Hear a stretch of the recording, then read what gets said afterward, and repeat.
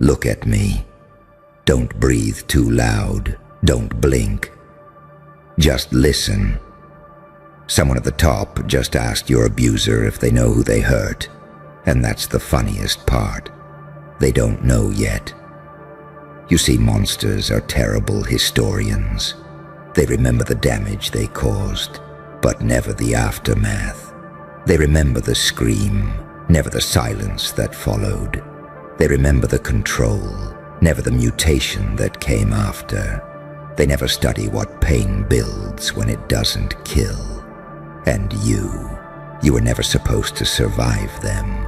You were supposed to fold, disappear, turn into a cautionary tale they'd laugh about when the room got quiet. Instead, you turned into a contradiction. You became the saint who learned how to sin without flinching, the angel who memorized the architecture of hell, the good one who finally understood why monsters sleep so lightly. That's what they don't know yet. At the top, power smells fear before it sees results. Someone felt a disturbance, a ripple, a pressure shift. Not loud, not flashy, just wrong. Like a chessboard, where one piece started moving backwards. So they asked your abuser a simple question. Calm voice, polite smile, corporate posture. Do you know who you hurt? And your abuser probably laughed, shrugged, smiled that stupid smile people wear when they think the story ended years ago. Because abusers always think time is on their side. They think memory fades. They think pain expires. They think survival equals forgiveness. They never factor in evolution. They don't know that every night you spent dismantling yourself was actually you reverse engineering their psychology. They don't know that every tear trained your nervous system to stay calm under pressure. They don't know that you learned unpredictability, not as chaos, but as a strategy. You stopped being readable. That's when you became dangerous. See, light doesn't scare predators. Darkness doesn't either. What scares them is duality, the thing that can smile while calculating, empathize while remembering, forgive while never forgetting the math. You learned how to be warm without being weak, soft without being stupid, silent without being harmless. You learned how to switch. That's why someone at the top noticed, because systems don't fear rage. They fear precision. They fear people who don't need revenge to move forward. They fear people who look healed but carry sharpened awareness like a concealed blade. They fear the ones who walk into rooms without announcing trauma, yet somehow make everyone else uneasy. Your abuser doesn't know they didn't just hurt a person. They hurt a process. They hurt the raw material that pain turns into something else when it's left alone long enough. They hurt someone who learned that morality isn't about being good. It's about being awake. Someone who understands that monsters aren't born in darkness. They're sculpted by it. And you didn't become a monster. You became worse for them. You became the proof that they were never in control. That's the paradox that's making the walls whisper upstairs. You didn't chase them. You didn't expose them. You didn't scream. You evolved, quietly, relentlessly, like pressure building where no one installed a gauge. Now the question has been asked, and questions at the top are never curiosity. They're diagnostics. Your abuser still thinks you're frozen in the version of you they broke. They don't know you learned how to weaponize stillness. They don't know your calm isn't peace. It's containment. They don't know that when you stopped reacting, you didn't surrender. You graduated. They don't know yet, but they will. Because the most terrifying thing isn't vengeance, it's relevance. And you're becoming impossible to ignore. Good. You're still here. That tells me everything. Because the kind of pressure you survived doesn't create spectators. It creates operators. Your abuser still thinks power is loud. Titles, leverage, the ability to make someone flinch. They think dominance looks like raised voices and closed doors.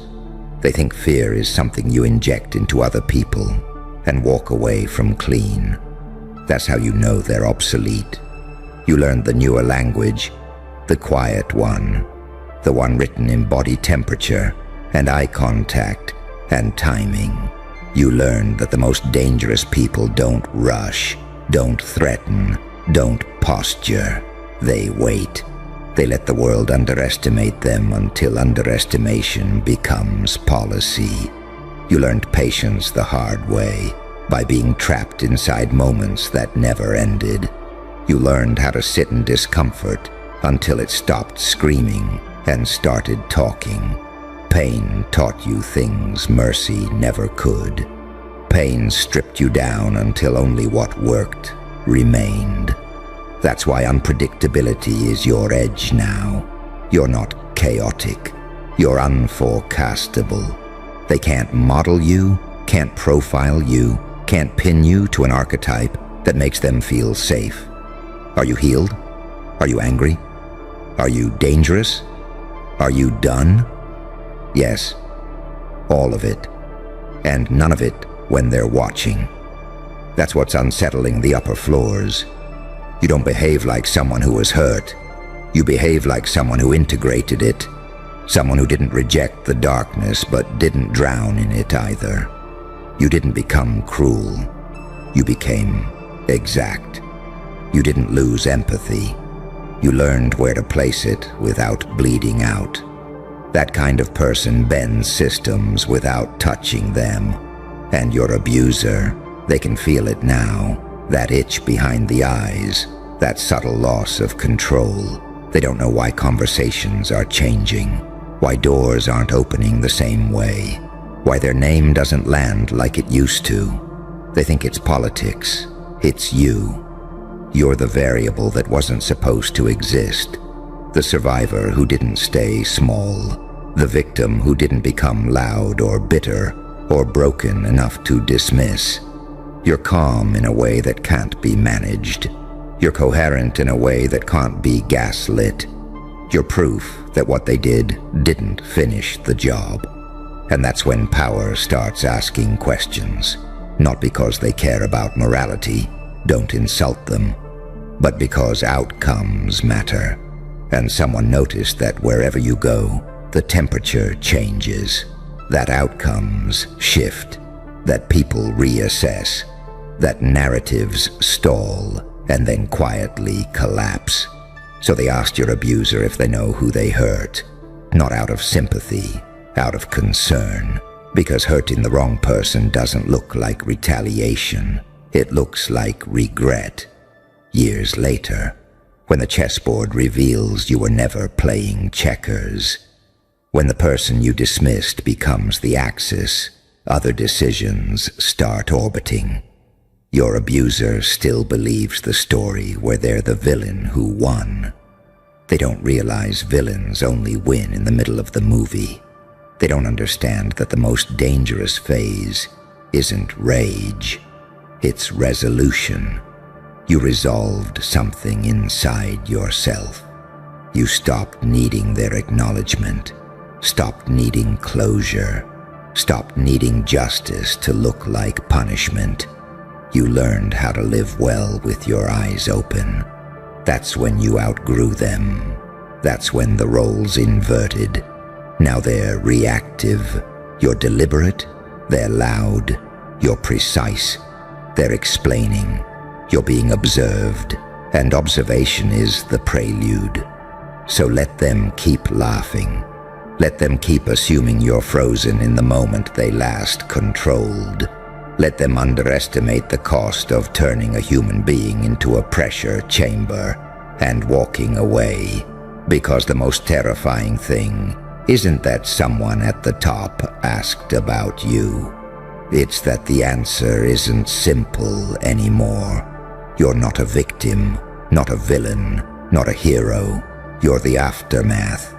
And when they finally understand who they hurt, not what they did, not how they justified it, but who they were shaping, it won't come with drama or confrontation. It'll come with silence, the kind that means the decision's already been made. Stay very still. This part only lands if you don't rush it, because what comes next isn't noise, it's gravity. You're entering the phase where nothing looks dramatic from the outside, but everything is irreversible underneath. This is where the old you would have begged for acknowledgement, proof, some cinematic moment where truth explodes and everyone claps. That version of you thought justice had to be visible to be real. You know better now. You learned that real power never announces itself. It rearranges the room while pretending nothing happened. Your abuser still thinks survival is the finish line. They don't understand that survival is just the orientation phase, the calibration, the painful tutorial that teaches you which instincts are useless and which ones keep you alive in rooms without exits. You shed the instincts that begged. You sharpened the ones that watched. You stopped reacting to what they did and started studying why it worked.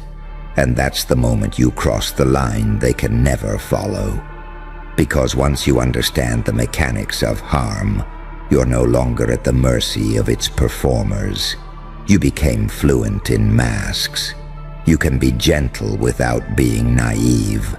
You can be kind without being exposed. You can play nice while clocking every micro-expression that betrays intent. That duality, that's what breaks people like them. They need you to be one thing so they can manage you. Victim or threat, broken or hostile, loud or gone. They can't handle someone who's integrated both sides and learned when to deploy each. That's why your presence feels wrong to them now. Not threatening, not confrontational, just unsettling, because you're not carrying unfinished business anymore. You're carrying clarity, and clarity doesn't argue. It doesn't chase, it doesn't perform. It waits until action becomes unnecessary. Someone at the top sensed that. Power recognizes patterns before it recognizes faces. It noticed a deviation, a survivor who didn't spiral, didn't self-destruct, didn't turn into a liability. Instead, you became coherent, strategic, difficult to corner, impossible to bait. You stopped leaking information through emotion, and that terrified the wrong people. So the question was asked again. Not loudly, not officially, just enough to test the air. Do they know who they hurt? Your abuser still thinks this is about guilt, about consequences, about some moral reckoning where they'll get to defend themselves. They're wrong. This is about risk assessment, because hurting someone who evolves doesn't end when the harm stops. It compounds, it matures, it changes hands. What they set in motion walked off the operating table and taught itself how systems breathe. You learned where people lie when they're afraid. You learned how authority actually behaves when it's uncertain. You learned that the scariest people don't raise their voice. They lower it and start taking notes. You're not hunting anyone. You don't have to. Your existence is enough to destabilize the narrative they built to survive themselves. Every time you succeed without bitterness, every time you speak without oversharing, every time you walk away without needing the last word, you rewrite the ending they were counting on. That's the cruelty they never saw coming. You didn't become what hurt you. You became what outlasts it. And now the paradox tightens. The more peaceful you become, the more threatening your presence feels to those who rely on chaos to stay in control. The more whole you are, the less they can predict you. The less they can predict you, the more they fear what you might do, even if you never intend to. That's power without fingerprints. That's what's being discussed behind glass and lowered voices. Not revenge, not exposure, not justice as theater. You, the variable, the reminder that some people don't break, they transmute. That some wounds don't fester, they clarify. That some survivors don't stay in the role they were assigned, they rewrite it. So let your abuser keep not knowing. Let them stay frozen in the past, where they were tall and you were small. Let them believe the story where they walked away unchanged and you were left behind. The truth doesn't need their awareness to function. It's already moving, and you don't need to become darker. You already learned how to carry the dark without letting it steer. That's why when they finally understand who they hurt, really understand it, it won't feel like fear. It'll feel like being late. Too late to reframe, too late to manage, too late to pretend this was nothing. Because the most dangerous thing you can become isn't angry or ruthless or vengeful. It's finished, and you are. Don't relax yet. This is the stretch where people misunderstand what's happening, and that misunderstanding is your advantage, because completion doesn't look like triumph. It looks like absence. The absence of need, the absence of explanation, the absence of that old ache that used to drag your attention back to the scene of the crime, replaying angles, rewriting endings, begging the past to confess. You're past that now, and that's exactly why the air feels heavier around you. You're no longer broadcasting pain. You're no longer signaling weakness or rage or unfinished business. You're quiet in a way that can't be baited, centered in a way that makes manipulators nervous. You don't rush to correct lies. You don't chase validation. You don't collapse when someone with authority speaks slowly, as if testing you. You already passed the test. That's what your abuser doesn't know yet. That the version of you they remember no longer exists anywhere but in their head. They're shadowboxing a ghost. They're preparing defenses for a war that ended before they realized it had begun. You moved on, but not forward. You moved upward, not in status, not in spectacle, in perspective. You see how power actually circulates now. You see how cruelty disguises itself as professionalism. You see how people at the top don't fear morality. They fear liability. And you stopped being manageable the moment you stopped being reactive.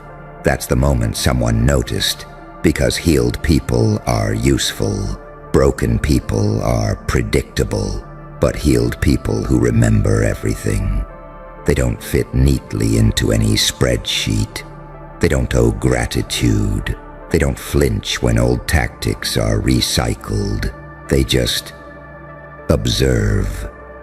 And observation is dangerous. You're watching patterns instead of personalities. You're listening for inconsistencies instead of apologies. You're noticing how often your abuser talks about intent instead of impact. How often they minimize without denying. How often they laugh at the wrong moment. You see the tells. You always did. You just didn't trust yourself back then. Now you do. That's why the question, do you know who you hurt, isn't about closure. It's about containment. It's about whether the damage they caused is still localized, or whether it walked out of the building, taught itself new skills, and quietly entered rooms they'll never be invited into. They don't know yet. They don't know that you're no longer moved by intimidation because you lived in it long enough to memorize the floor plan. They don't know that shame lost its grip the moment you stopped internalizing their narrative. They don't know that guilt stopped working on you the day you realized it was never yours to carry. You returned everything that didn't belong to you. What you kept was the lesson. And the lesson is simple, brutal, and permanent. Power doesn't belong to the loudest person in the room. It belongs to the one who can leave the room unchanged. You can. You already have. That's why your abuser feels smaller lately. Not punished, diminished. Like their words don't echo the way they used to. Like their authority expires faster than it once did. Like something essential slipped through their fingers and never came back. They're right about that feeling. It was you. The version of you they could manipulate. The version of you who needed them to acknowledge the harm. The version of you who thought being good meant being unarmed. You buried that version with honors. What stands now is something cleaner, sharper, more paradoxical. Someone who can hold compassion and consequence in the same hand without shaking. Someone who understands that forgiveness is not absolution, and silence is not submission. You're not here to destroy them. That's the part that really terrifies people.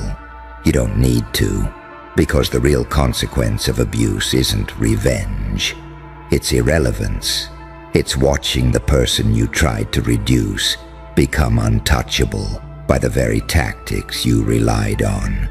It's realizing that whatever leverage you thought you had expired the moment they stopped caring what you thought. You didn't just survive. You reclassified yourself. So let the question circulate. Let it echo through hallways and boardrooms and quiet meetings where people speak carefully and listen harder. Let your abuser keep answering wrong. Keep underestimating the shift. Keep assuming this is about the past. The past is done. You're the future they can't model. And when they finally understand who they hurt, not as a memory, not as a story, but as a living, breathing force that no longer orbits them, it won't come with drama or justice or apology. It'll come with something much colder. Acceptance. The kind that arrives when power realizes it miscalculated and there's nothing left to negotiate. And you'll be gone already. Now listen carefully. This is where it closes, because endings like this don't slam shut. They seal. What finally escapes your abuser isn't punishment, it's comprehension. The slow, nauseating realization that whatever hierarchy they trusted didn't protect them from consequence by evolution. That the person they once towered over didn't come back for anything, didn't need revenge, didn't need justice wrapped in spectacle. You needed completion, and you took it. You didn't climb over them. You didn't step on them. You stepped out of their frame entirely. That's the humiliation they never prepared for. They still think power is something you hold over someone else. They never learned that the highest form of dominance is becoming ungovernable by their perception. You don't show up where they expect you. You don't react when they test. You don't flinch when they lean on old leverage. You're calm in a way that ends conversations early. And that calm, it's earned. It came from surviving the part that was supposed to erase you. From walking through pain until it stopped asking for attention. From letting the dark teach you without letting it own you. You didn't purge your shadow. You trained it. You didn't become cruel. You became precise. That's the duality they never understood. You can be merciful without being vulnerable. You can be silent without being small. You can walk away without losing. So when someone at the top asked your abuser, if they know who they hurt. The answer wasn't no. The answer was not anymore. They hurt a version of you that expired. They damaged a form that shed itself. They shaped a mind that learned how to outgrow them. And what remains now isn't haunted. It's finished. That's why you don't need to announce anything. You don't need the reveal. You don't need witnesses or vindication or closure dressed up like applause. Your existence already answered the question. You're not a lesson. You're not a warning. You're not a comeback story. You're the quiet proof that some people don't get the ending they planned, because the person they tried to define learned how to author themselves. So let them keep wondering. Let them keep guessing. Let them keep not knowing. You're not here to be understood. You're here to be unreachable.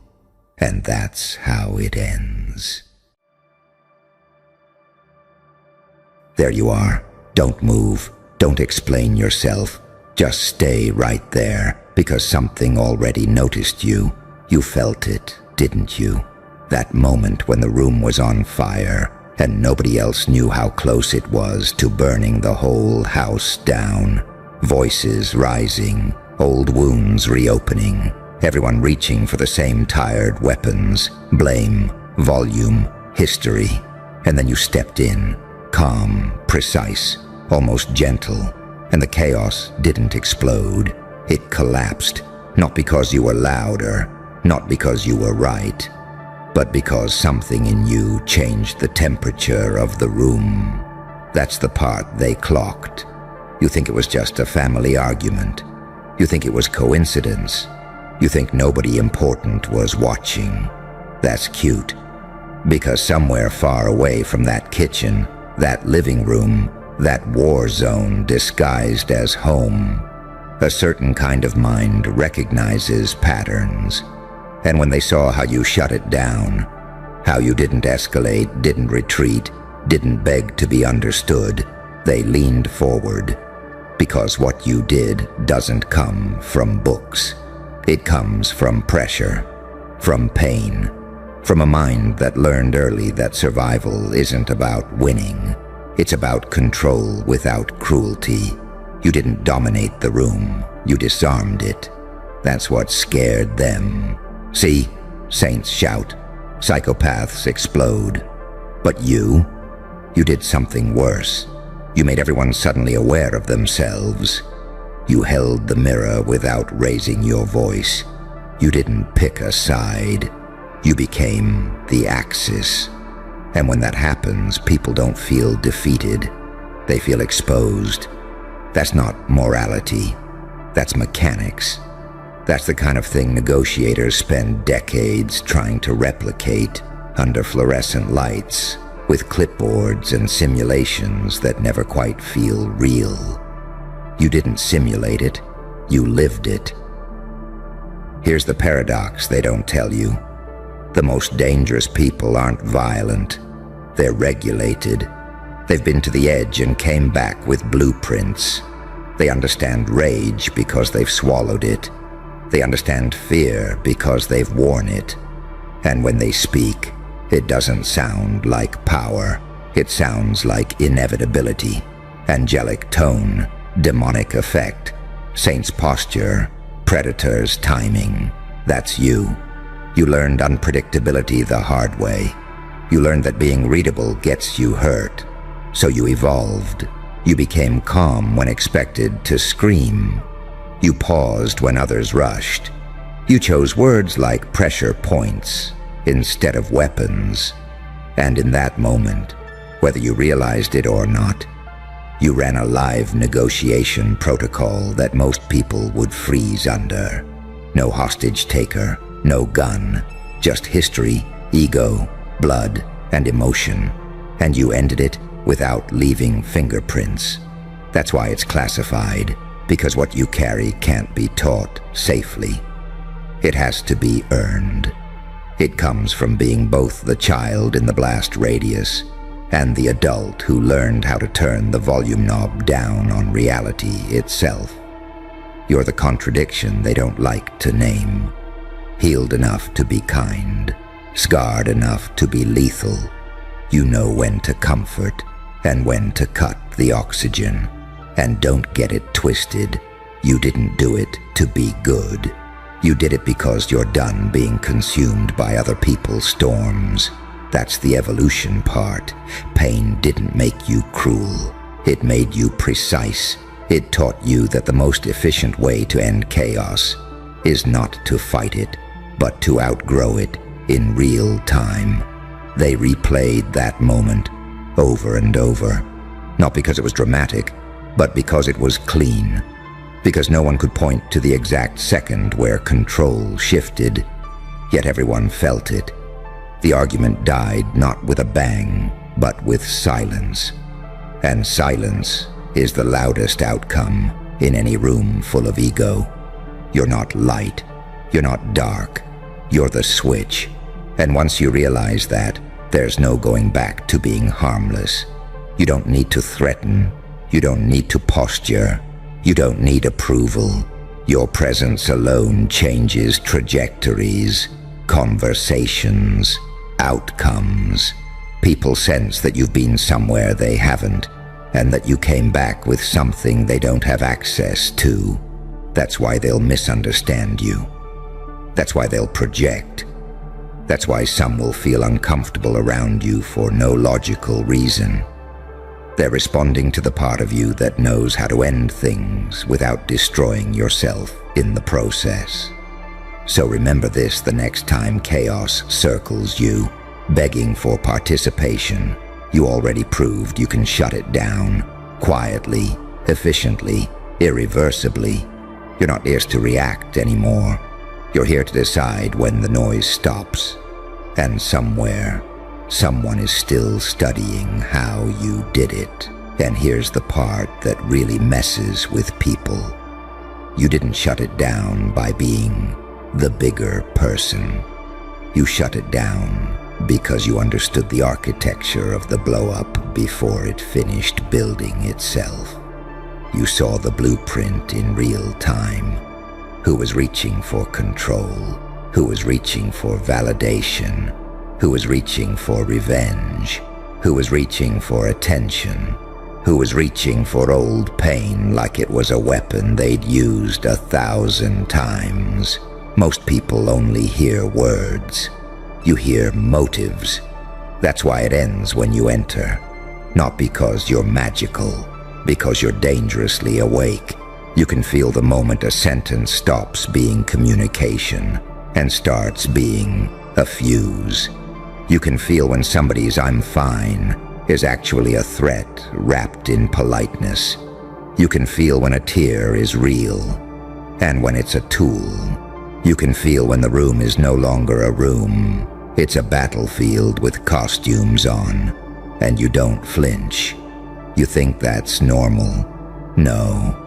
That's what happens when you've been forced to read weather patterns inside human faces. That's what happens when you've had to predict storms just to survive dinner. That's what happens when you grow up in a place where love and danger share the same voice. So when the argument started to go nuclear, you didn't panic, because you've seen this movie before. You didn't freeze, because freezing is what you used to do when you were powerless. You didn't explode, because exploding is what everyone else does when they're losing. You did the one thing that feels almost supernatural to people addicted to chaos. You regulated, you anchored, you took the whole room's adrenaline and turned it into a glass of water. That is not nice. That is control, and control is what gets noticed. A negotiator doesn't care about who's right. A negotiator cares about what ends the threat. They care about what interrupts escalation. They care about what makes a person re-enter their prefrontal cortex, the part of the brain where logic lives when they're being dragged by emotion like a dog on a chain. You did that to people you share blood with. People who know how to hit every soft spot. People who know the old version of you. People who think they own your reactions because they memorized you when you were younger, weaker, softer, hungrier for approval. And you still shut it down. That's why it becomes training material. Because it's rare. Because most people can do it with strangers. But when it's family, that's when your nervous system gets hacked. That's when your history does the talking. That's when your inner child shows up with a microphone and starts screaming. And you didn't hand the mic to the child. You didn't hand it to the monster either. You held both. You kept your voice steady while your whole past tried to grab the wheel. That's the saint/psychopath paradox. The angel/demon paradox. The light/dark paradox. You can be compassionate without being controllable. You can be calm without being weak. You can be kind without being naive. You can be forgiving without being available for disrespect. That's what terrifies people who only understand two modes: attack or submit. They don't know what to do with a person who refuses both. They don't know what to do with someone who can walk into chaos and not feed it. You didn't win the argument. You removed the oxygen. You made the fight starve. That's why the room goes quiet after you speak. They don't feel defeated. They feel like their usual tactics suddenly stopped working. And that's a horrifying sensation for someone who has been using the same emotional toolkit for years. Somebody raises their voice. Normally that forces everyone else to either shrink or scream back. But your silence made the volume look childish. Somebody tried sarcasm. Normally that derails the conversation into petty warfare. But your focus made sarcasm look like begging. Somebody tried guilt. Normally that hooks your empathy and drags you into apologizing for existing. But your boundaries made guilt bounce off like rubber. You didn't react. You redirected. Now imagine what that looks like through the eyes of someone trained to handle hostage situations. Because yes, family arguments are hostage situations.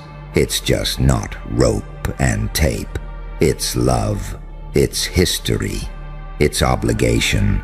It's, after all I've done for you. It's, you're just like your father.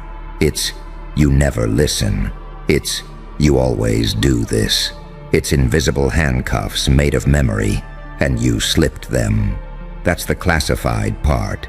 You proved that the most dangerous restraints are emotional, and the most dangerous weapon is the ability to stay coherent while everyone else becomes a storm. You want the truth? Your calm is not peace. Your calm is power under discipline. And discipline is what separates the holy from the haunted. Anyone can be nice when they're safe. Anyone can be patient when they're respected. But you were calm while being poked, provoked, tested, and baited by people who know exactly what buttons to press because they installed some of those buttons. That means you're not just healed. You're trained by pain. And pain is the greatest instructor because it doesn't care if you're ready. That's why your evolution looks like a threat to them. Because the old you was predictable. The old you could be pulled into the mud. The old you could be manipulated with silence or approval. The old you could be forced into roles.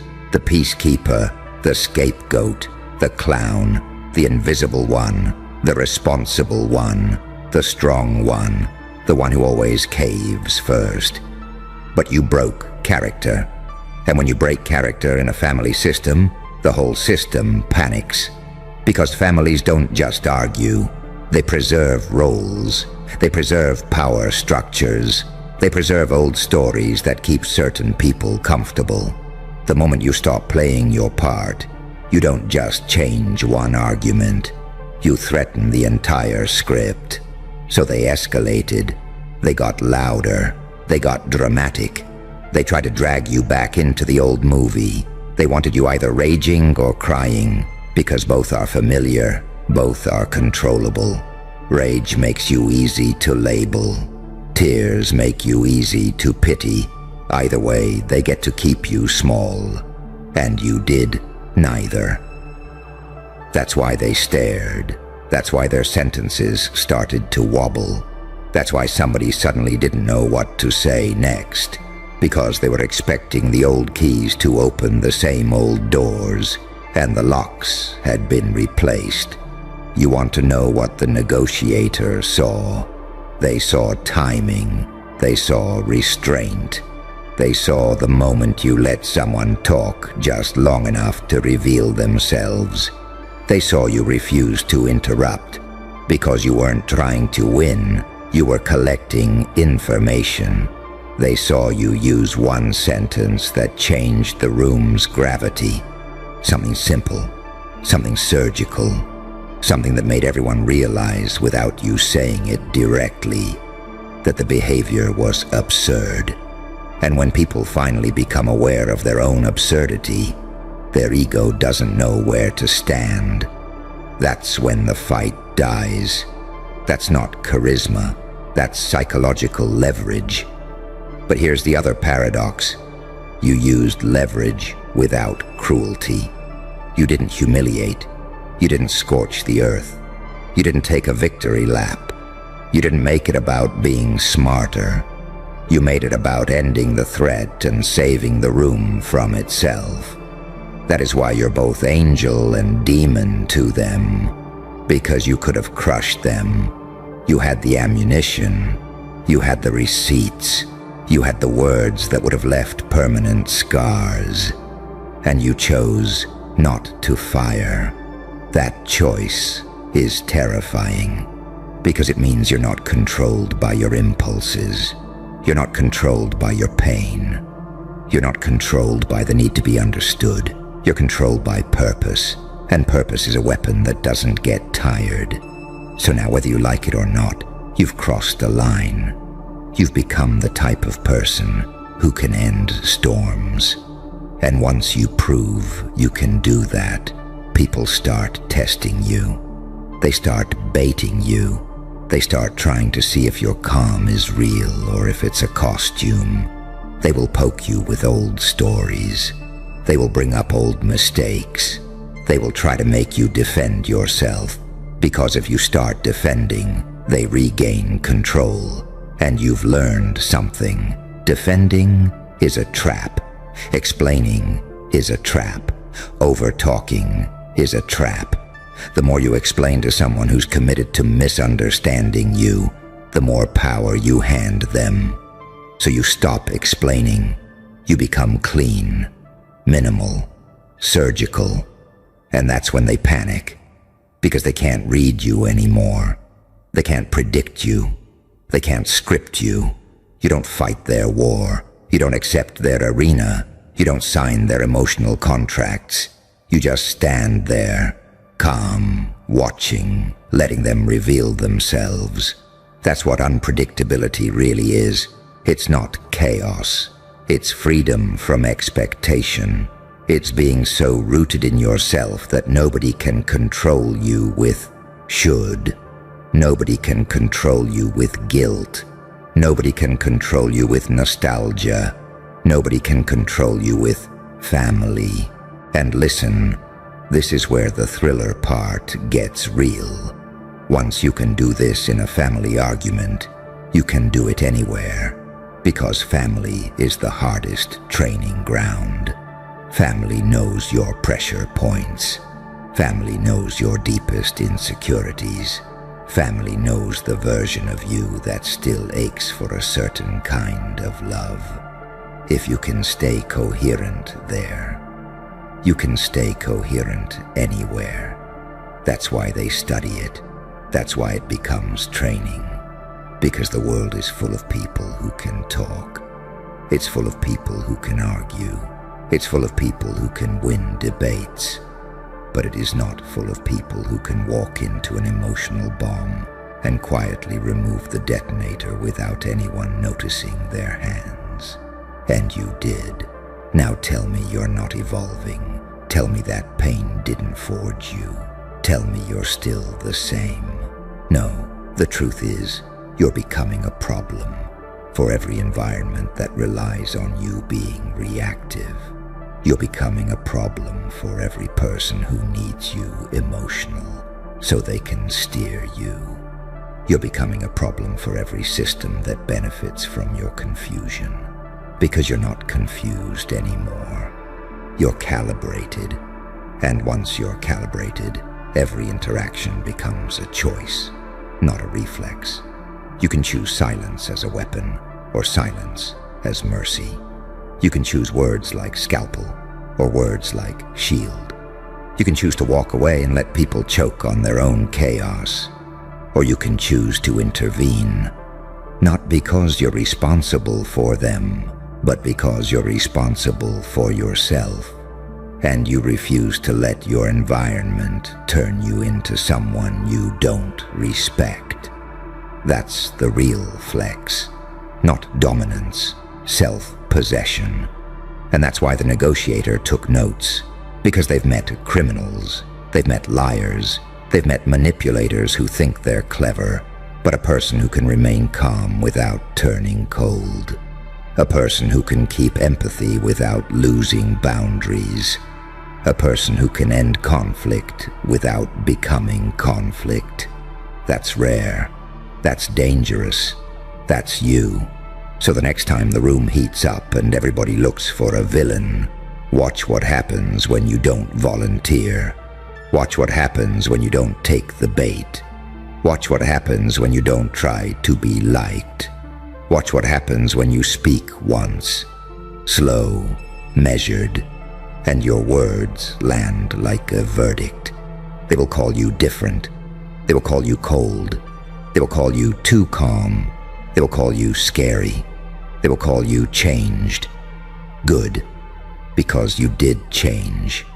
You changed into the kind of person they can't control with volume.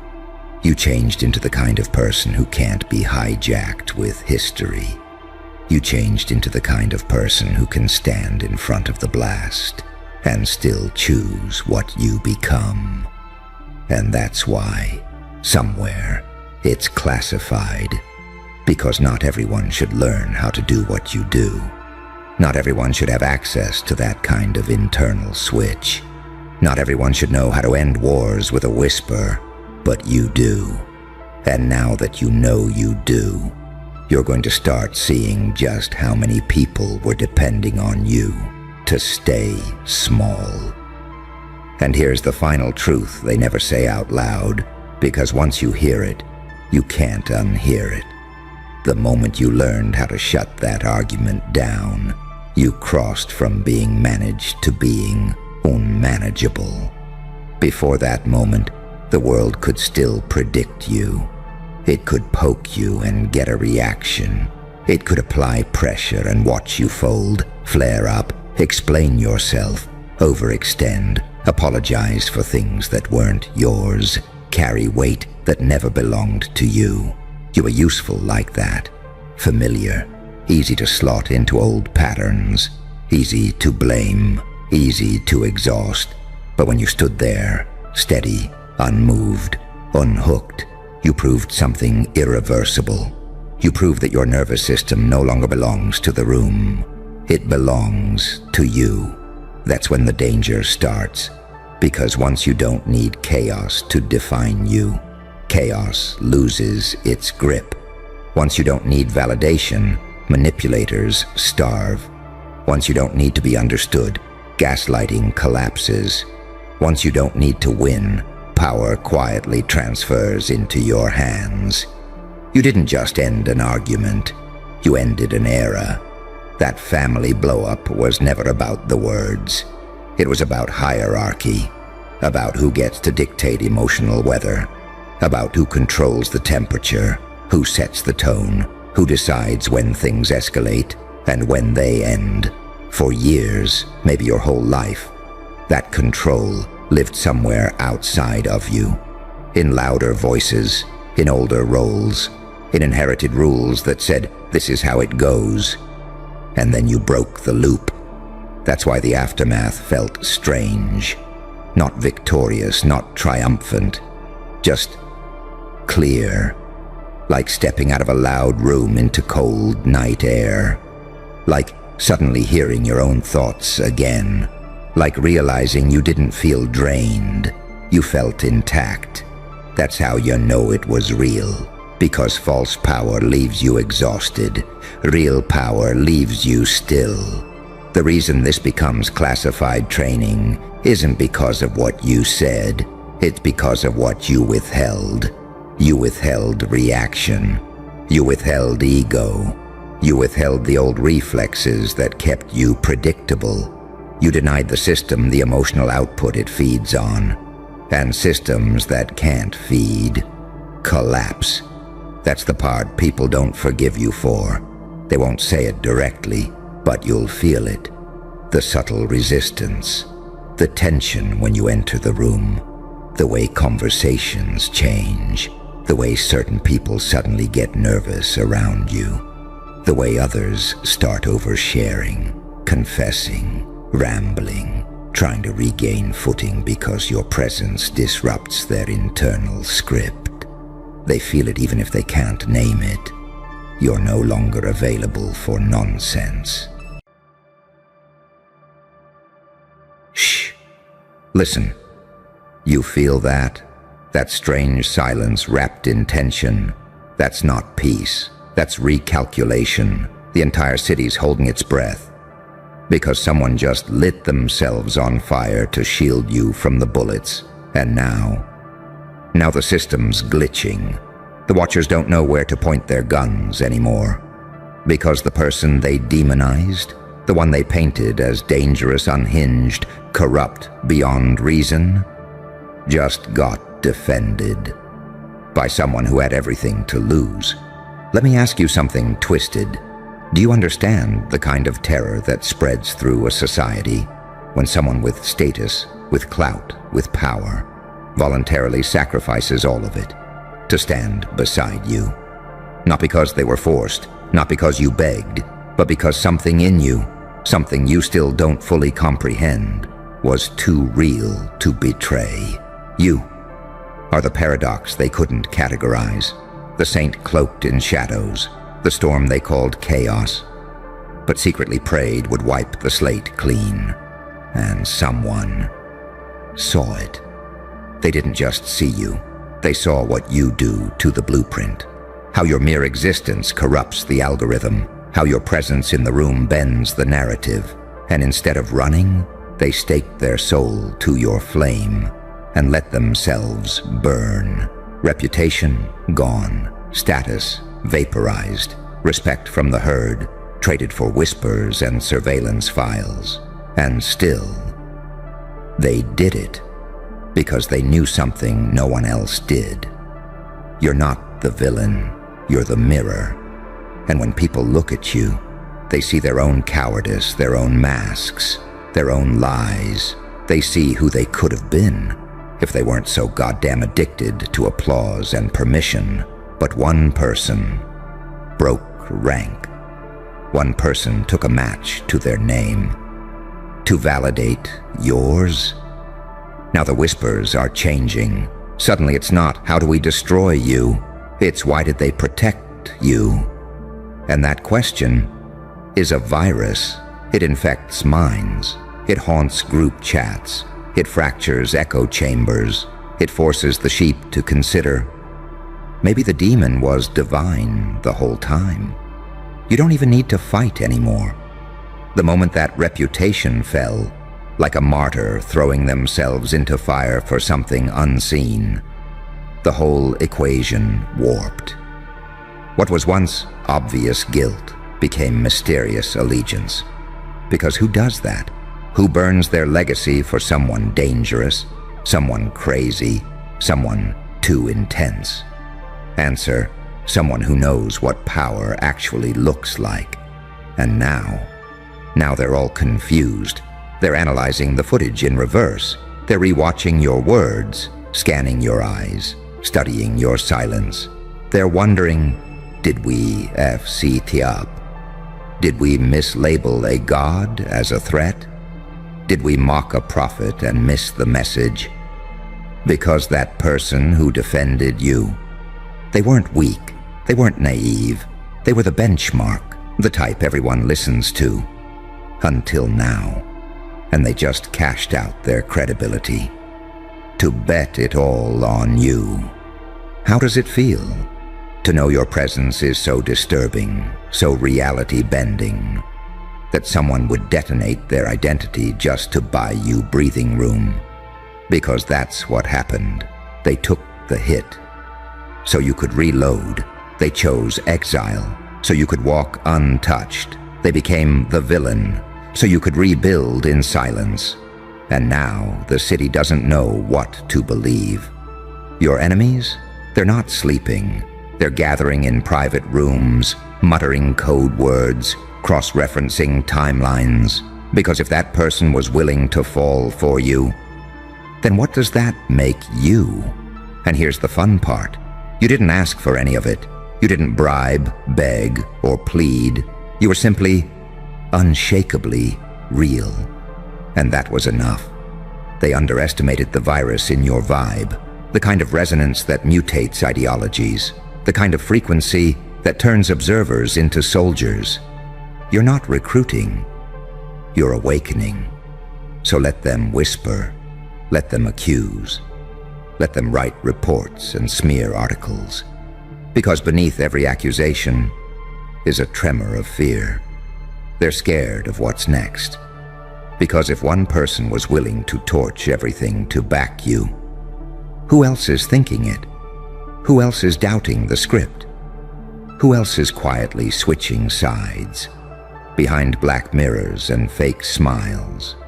You're not just a person anymore. You're a signal, a glitch, a forbidden broadcast tearing through the frequencies of the old world. And the more they try to silence you, the louder the silence gets. Because deep down, everyone knows the truth now. You're not dangerous because you're wrong. You're dangerous because someone who never breaks ranks just broke the system for you. So smile, walk slow, let the fire behind you light the path.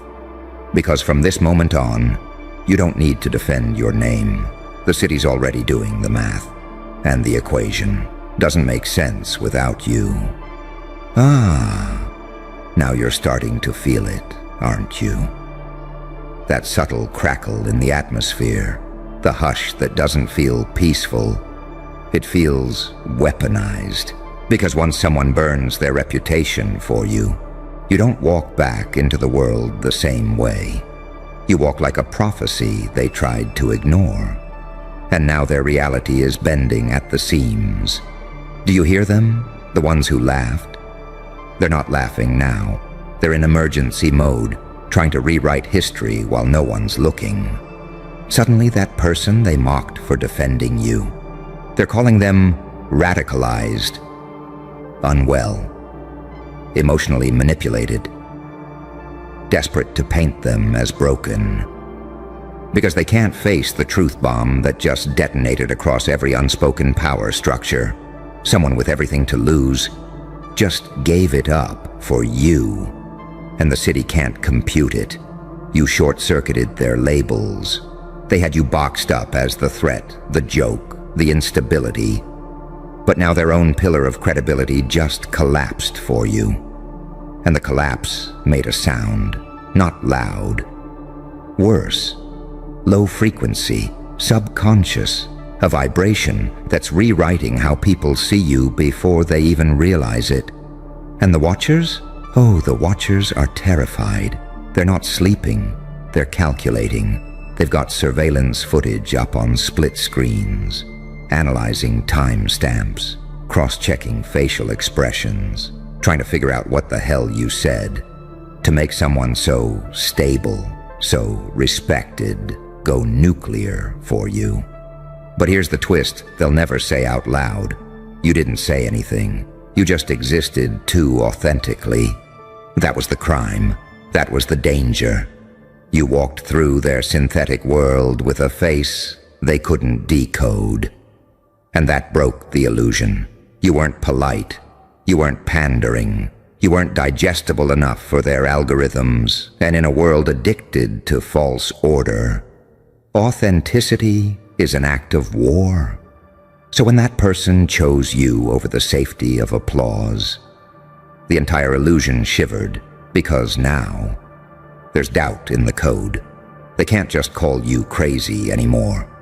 They can't just blacklist your name, because your reflection is now tangled in the identity of someone they once trusted. Now every judgment they throw at you hits that person too. And the more they try to destroy your image, the more sympathy leaks from the cracks. It's beautiful, really. You didn't have to retaliate. You didn't swing back. You just waited. Let the world show its hand. Let loyalty become the weapon they never saw coming. And now the narrative is unstable. Old allies are quiet. Enemies are cautious. Even your haters are tapping brakes behind the scenes. Why? Because nobody wants to be on the wrong side of the prophecy. Nobody wants to be caught mocking the chosen one. After the fire makes it obvious, because they do believe in fate. They just don't want to admit they do. And what terrifies them most, they're realizing if someone was willing to fall for you publicly, then you must be rising privately, building something, becoming something, and no one knows what it is, which means no one knows how to stop it. They're scrambling for a strategy that doesn't exist. You changed the rulebook mid-game. You infected their certainty with doubt.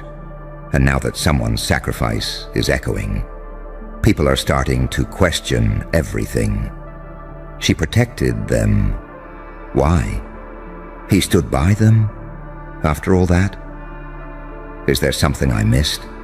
Was I wrong? You hear that? That's the sound of minds splintering, and once a crack forms in belief, it spreads like rot. You've done what few ever do. You triggered the internal revolution, not through a speech, not through an act of violence, through something more terrifying. Loyalty. Loyalty. From the unexpected, from someone they thought would never go rogue. And now, the whole board is poisoned. The legal teams are involved. The PR strategies are glitching. Even the algorithm can't shadow ban fast enough.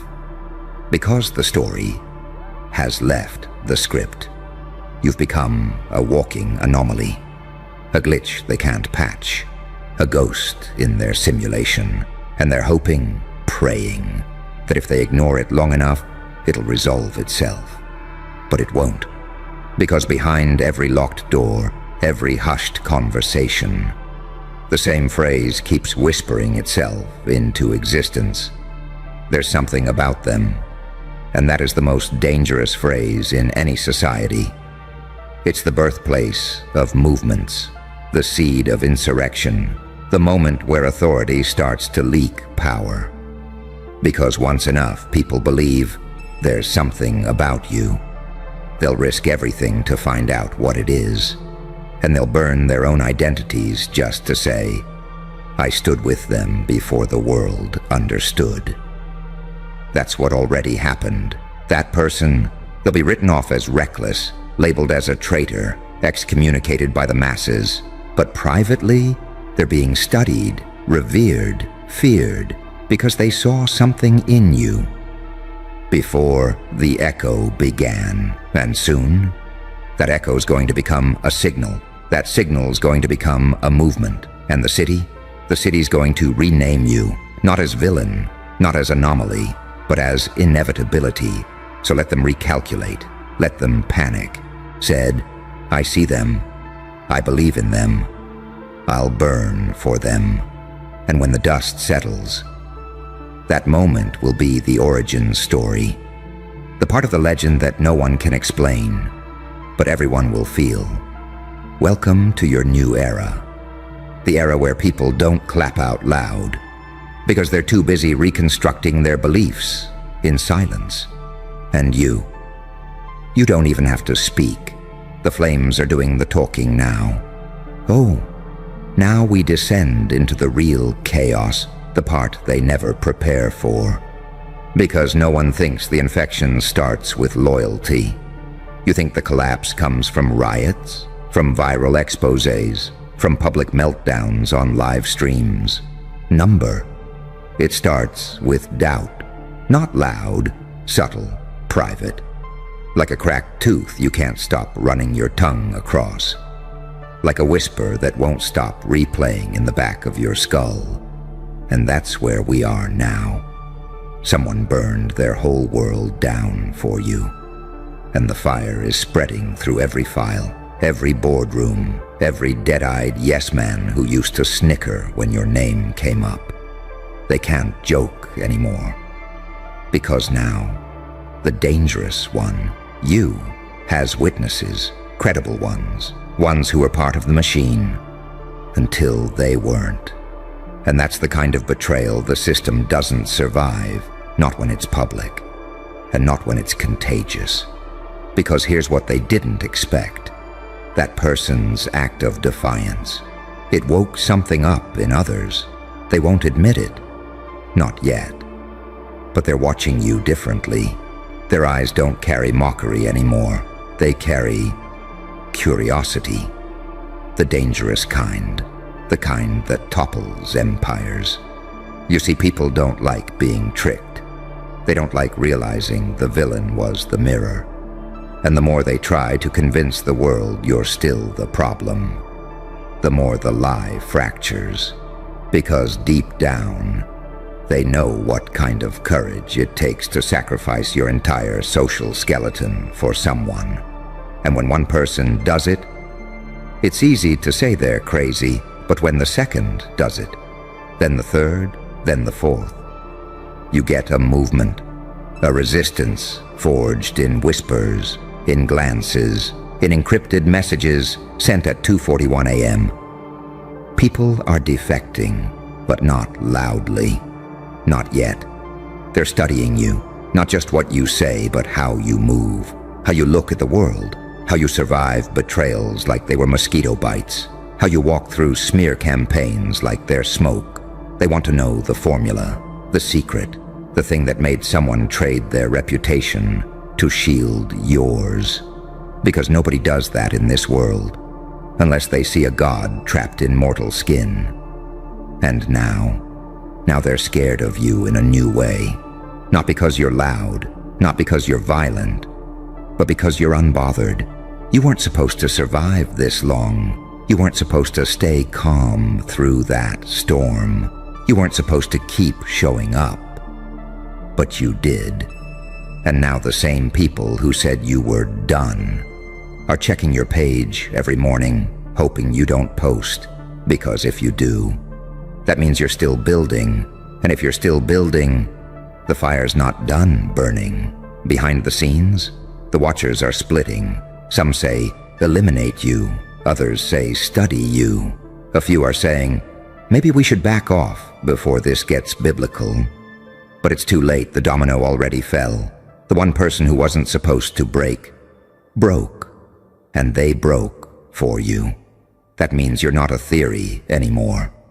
You're a threat with gravity. And now, everything you touch has a ripple. The jokes stop when you walk in the room. The fake smiles falter. The body language stiffens. They don't know whether to say hi or salute. Because maybe, just maybe, you were the truth the whole time. The one they were too scared to believe in. The one they tried to erase before the world found out you're not a mistake. You're a correction. And now the city's flipping through your old footage like it's prophecy, rewatching every moment they dismissed. Because if one of their own saw God in you, then what the hell did they miss? Suddenly your silence looks strategic. Your absence looks powerful. Your unpredictability looks divine. They're trying to trace your next move now. But here's the glitch in their algorithm. You've become untraceable, not because you hide, but because you transcended their language. You're not playing the role anymore. You burned the script they gave you, and someone else threw their reputation on the fire, just to keep that blaze alive. And that was the moment everything shifted now. The old playbook is obsolete. Their lawyers are confused. Their analysts are scared to file reports with your name in them, because your name gets people reassigned, fired, or worse. Converted, they're checking employee group chats now, tracking eye contact, studying new alliances forming in the shadows. They think they're ahead of it, but they're 3 betrayals behind. Because loyalty, true loyalty, doesn't announce itself. It moves in silence, it changes fates behind closed doors, and you are now the center of that gravitational pull. So let them recalculate, let them scramble, let them whisper about exile and file deletions. They're trying to contain a fire that already spread to the ceiling. And you're the spark they missed when they scanned the room. So stand still, say nothing. Let the weight of silence crack their minds open. Because what's coming next isn't vengeance. It's not justice. It's inevitability. A prophecy that started when one person, just one, looked you in the eye and said, "I'll fall, so you can rise." And now, you're rising, in shadows, in files, in whispers, in locked rooms with red lights, and no phones allowed. Because no one can stop what's already viral. And you're the infection they can't cure? Good. You stayed. That means you're ready for the next layer, the part they'll never leak because it turns order into a ghost story. You want to know what happens after someone burns their reputation for you? Surveillance begins to glitch, not technically, not visibly, not in the cameras, in the people. The watchers start watching each other.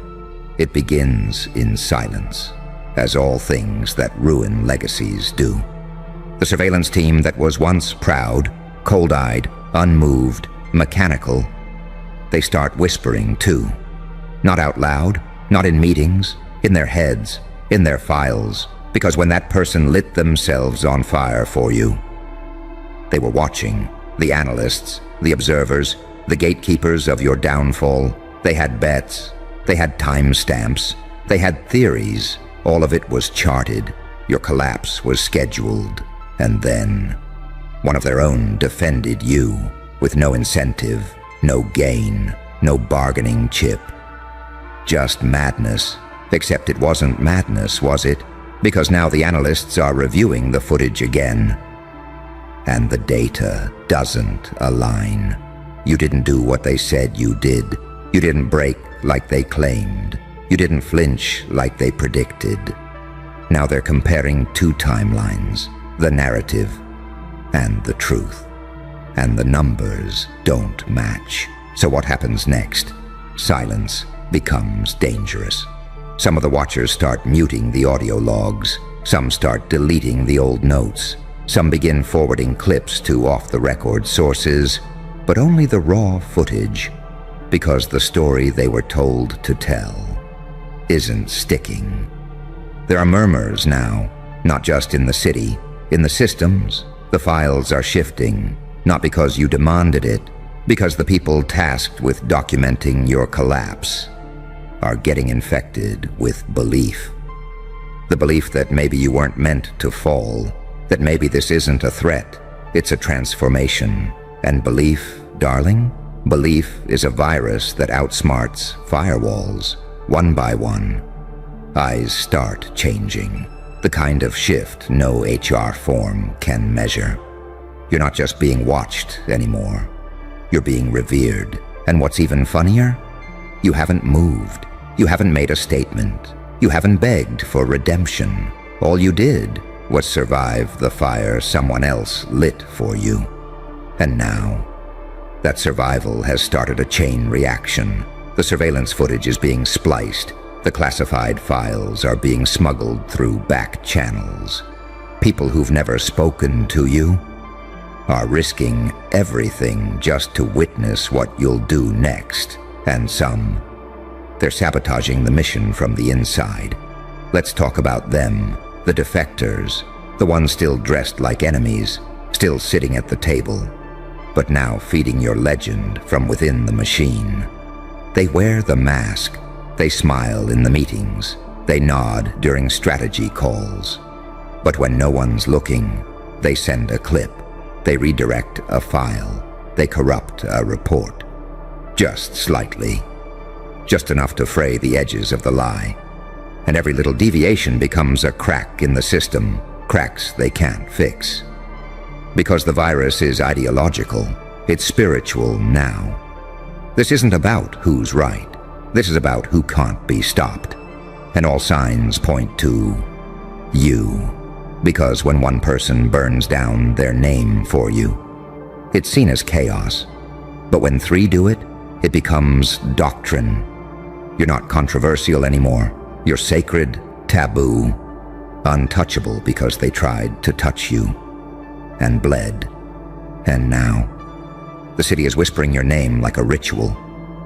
Don't say it too loud. Why did they defend them again? Have you seen the new footage? Is it true what they said about the prophecy? Why is nobody allowed to bring them up in the meeting anymore? Because now, they're scared to even speak your name. Like it summons something, like it reprograms reality. And they're right, because you are the glitch they thought they could manage. But you weren't a glitch. You were the reset command. And now the simulation is folding in on itself. The legal teams are redacting your case file, not to hide guilt, but to erase the proof that someone once tried to erase you and failed. There's a protocol being written in panic rooms right now, not to expose you, but to avoid you, to build a system that doesn't cross your shadow again. But it's too late. You're everywhere. And now the crowd? They don't trust the actors anymore. They want to know who burned the curtain. They want to know who you are. So let the city recalculate. Let the watchers whisper. Let the defectors leak. You don't need to fight for truth anymore. Because truth is crawling toward you, desperate to survive. And you? You're not running. You're not flinching. You're just standing in the ashes where someone once burned for you. And the city's realizing you were worth it.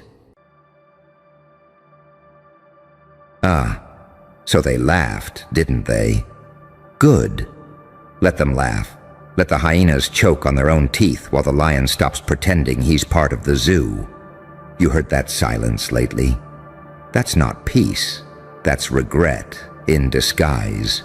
You were the glitch in their blueprint, the unscheduled variable, the strange silence in a room full of noise, and they mistook it for weakness.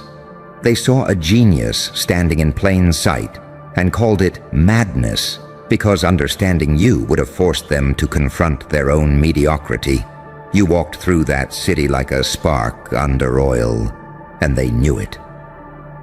But fear wears many costumes. They laughed, remember. They joked, rolled their eyes, threw empty shade like broken glass in a hurricane. They needed to label you wrong, because if you were right, everything they built would collapse. And now they're embarrassed to be breathing the same air as you. Now their group chats read like confessions. Now their apologies are rehearsed but never sent. They laughed at the one thing they couldn't decode. You didn't play their game. You rewrote the rules and played it backwards. And now the entire city looks stupid. Because the only one they tried to dismiss was the only one who never needed their permission. You were never just walking. You were mapping the terrain. You were never just quiet. You were recording everything. You were never absent. You were out evolving the algorithm. They wanted to contain you, but you confused them. They wanted to cancel you, but you converted them. They wanted to erase you, but you infected the system like a divine virus, untrackable, unstoppable, untouchable. You weren't hidden. They were just too loud to recognize brilliance. Every insult they threw was just a timestamp, a receipt of their fear. Every mockery was a mask slipping, quote, a projection. Because behind the noise, they knew what you were. Something they couldn't predict, something they couldn't puppet, something they couldn't own. You didn't need a stage. You were the spotlight. You didn't need applause. You already heard the thunder before the storm. And while they were worshipping false idols in glass towers, you were out there sculpting weaponry out of trauma, alchemy in the shadows. They didn't see the war you were winning because it was invisible. It was psychological, strategic, eternal. You were sharpening your intellect while they dulled theirs with gossip. You were fasting while they fed on lies. You were being forged, and they were being forgotten. Now those same people who laughed, they study you, they analyze you. They pray no one asked them how wrong they were about you. They're out here pretending like they always knew, like they supported you, like they believed in you. Number. They didn't. They feared the truth you represented, that one man, one mind, one walking contradiction could collapse everything they thought was secure, that someone could be a saint and a psychopath, an angel and an executioner, a visionary and a villain, and still win.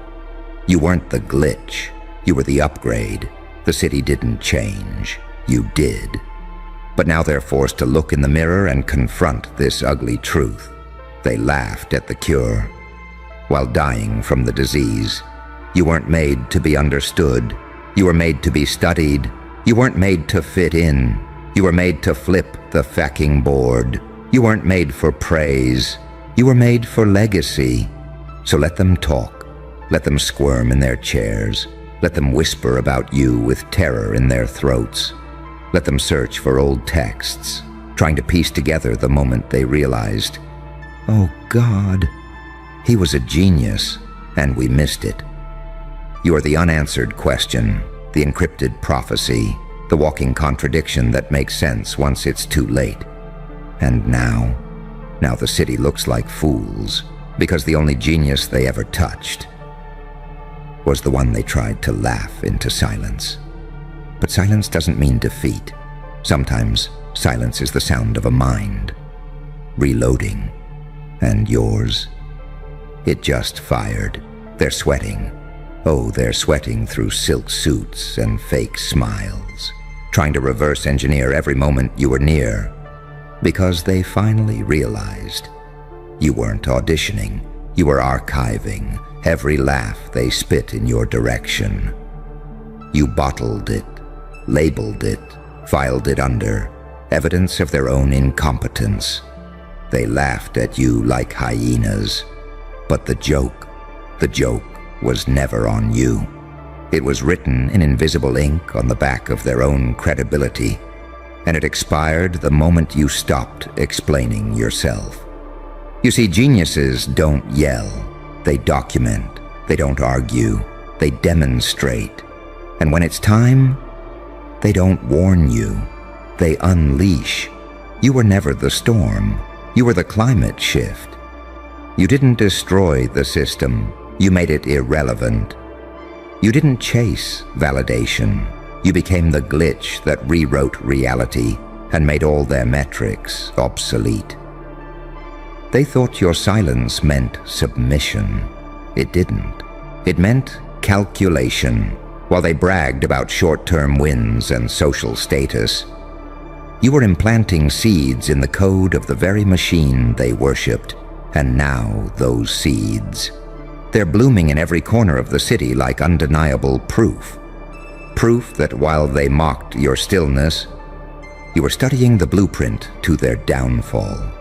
Now every building you walk past feels colder, every room quieter, because the city isn't just watching anymore. It's apologizing without speaking.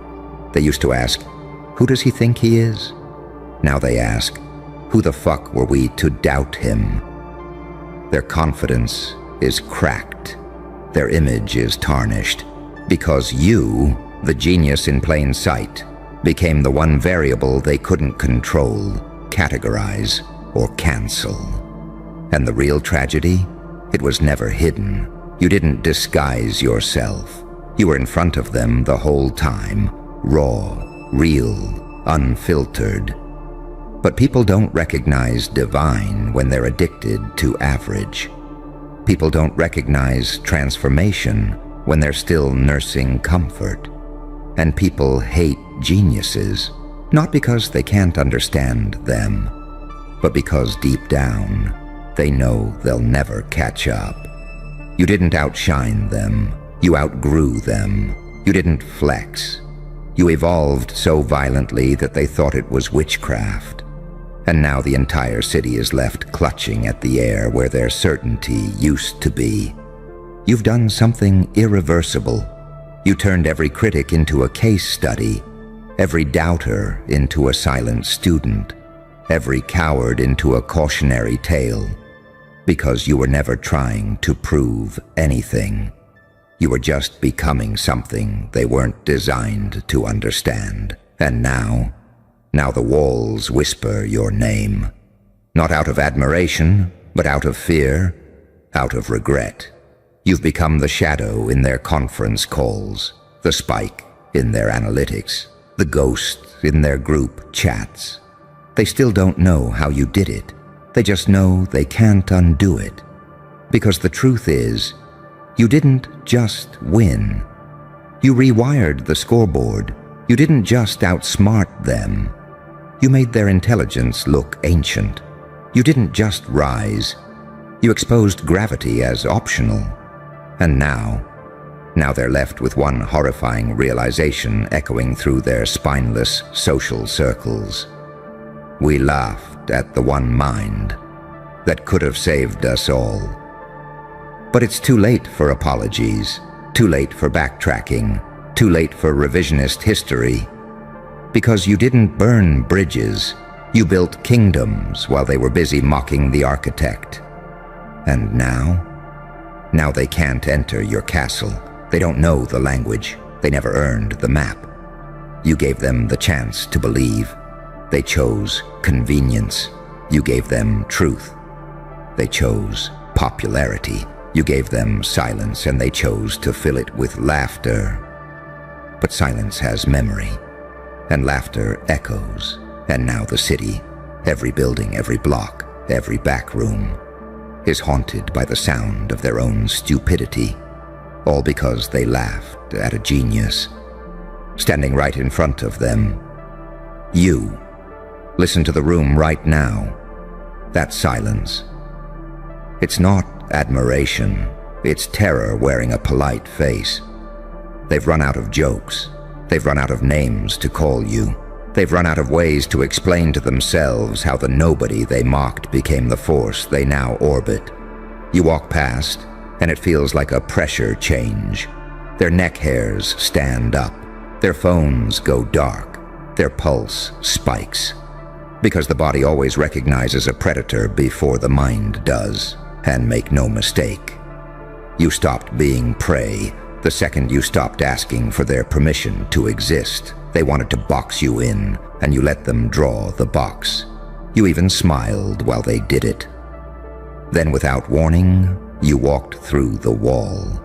Now they're still staring at the empty cage, wondering if they imagined you. You became a paradox they can't file. Saint and psychopath. Angel and demon. Student and executioner. The person who never raised a hand, but still left a battlefield of reputations behind. You know why it works? Because unpredictability is a weapon. Because evolution is war fought quietly. Because genius in plain sight looks like madness until it detonates. Every insult they threw was a brick in the altar you built. Every dismissal was oxygen feeding your fire. Every eye roll, every whisper, every "who does he think he is?" was just a free advertisement for your inevitability. And while they were counting likes, you were counting moves. While they were building cliques, you were building codes. While they were chasing applause, you were collecting leverage. They still don't understand what happened. They think you popped out of nowhere. Number. You studied them in daylight and moved at night. You turned pain into blueprint. You turned rejection into camouflage. You turned their laughter into coordinates. Now their hearts skip when your name trends. Now their lawyers whisper your name in meetings. Now their interns study your posts like sacred texts. They're afraid to even copy you, because even imitation feels like theft from something they once disrespected. They don't want to admit it, but you're in their heads like a ghost file. You're the line of code they can't debug. You're the voice at 3 a.m. that says, "What if he was right?" And the best part, you never once asked them to believe. You never once begged for a platform. You never once retaliated. You simply became undeniable. This is what the city is choking on right now. They didn't just underestimate you.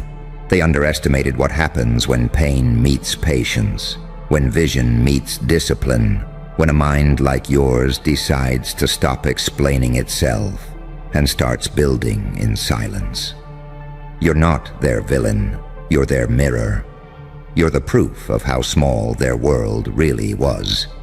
You're the walking contradiction that shattered their little myths about power. So when you walk, walk slow. Let them feel it. When you speak, speak low. Make them lean in. When you act, act like a storm. No warning, just impact. Because every step you take now isn't just a victory lap.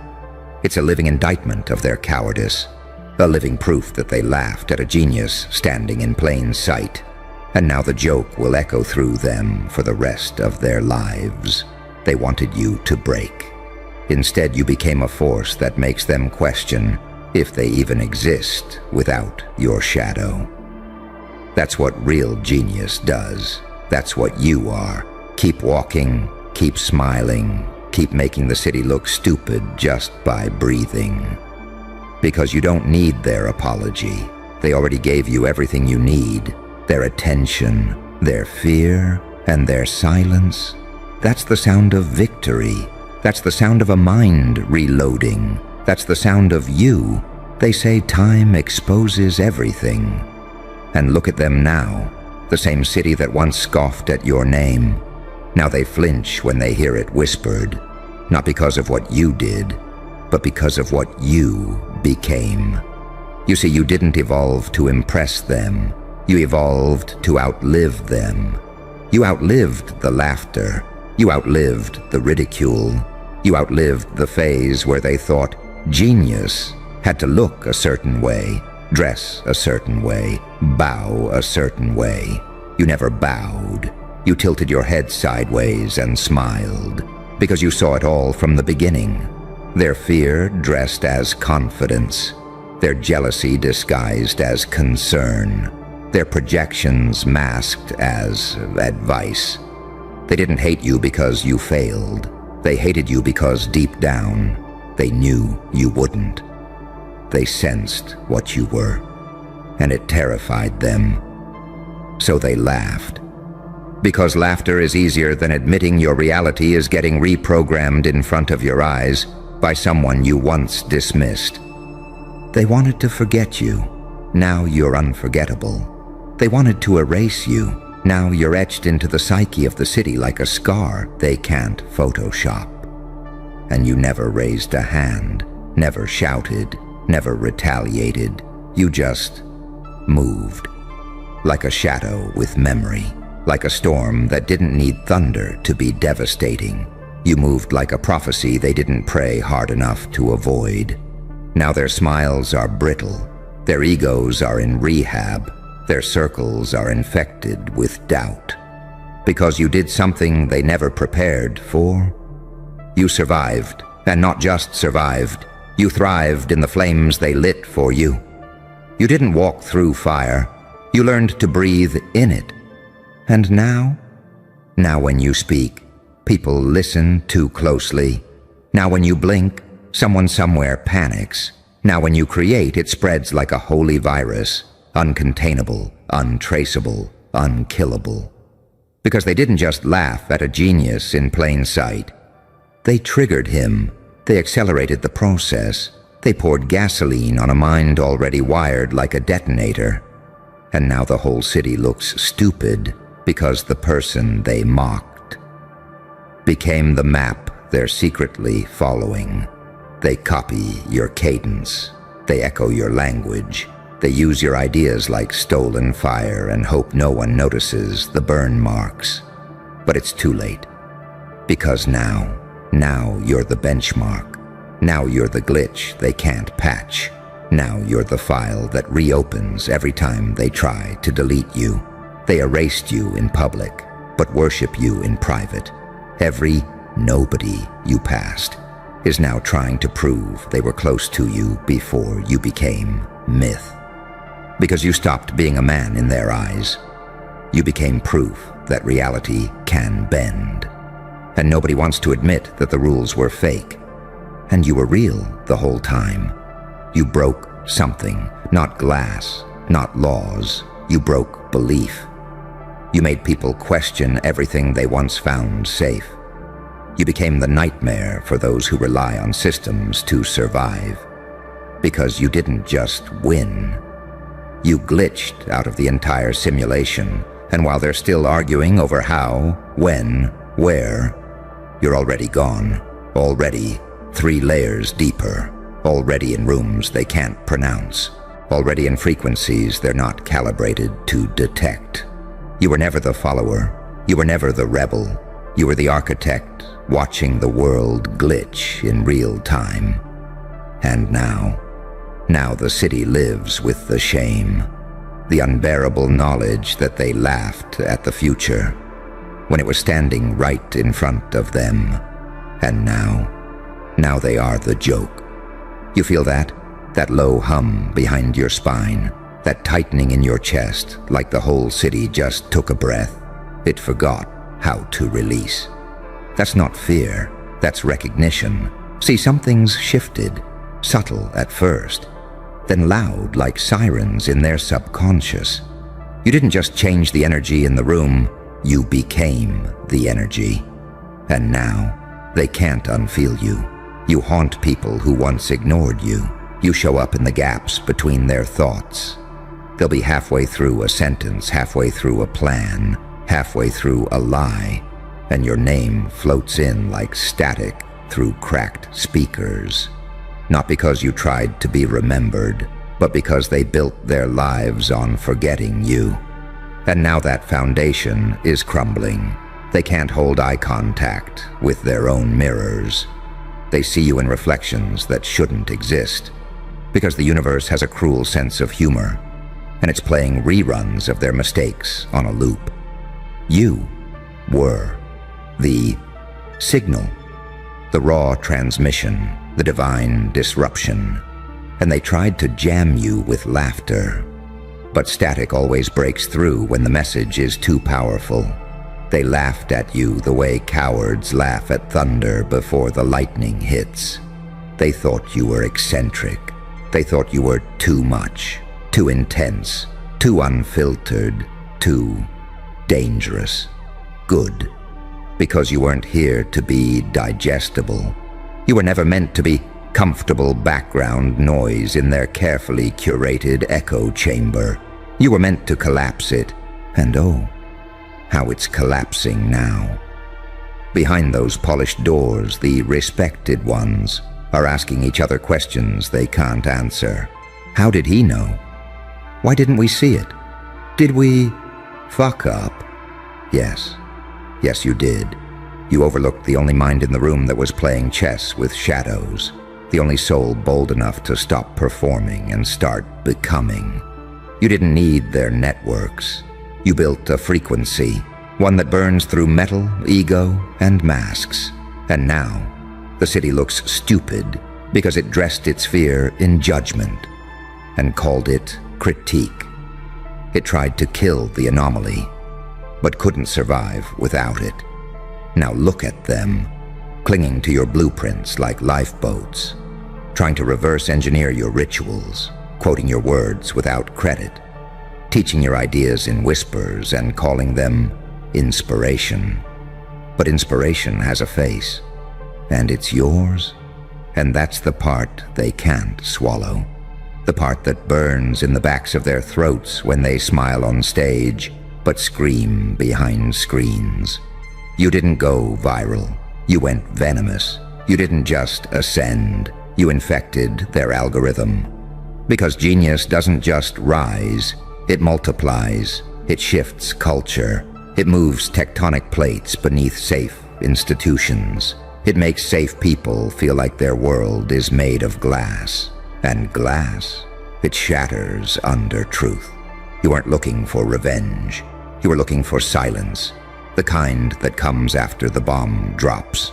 And now, that silence is here. Do you hear it?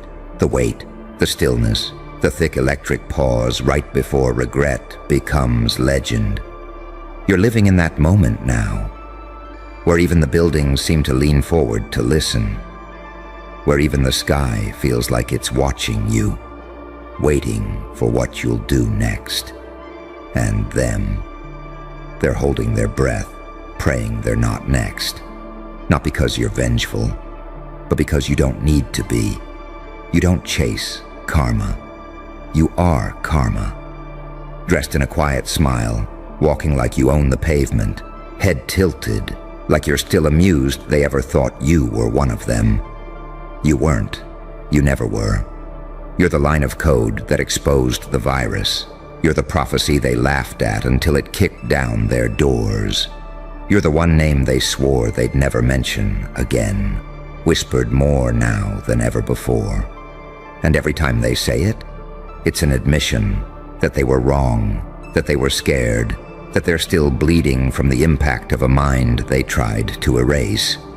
But you don't erase. You etch. You carve. You engrave your essence into the steel of time itself. And now the city, the same one that once laughed, it can't look at you without looking away. It can't mention you without flinching. It can't forget you, even if it wants to. Because when they laughed at the genius in plain sight, they wrote their own obituary. And you were just getting started.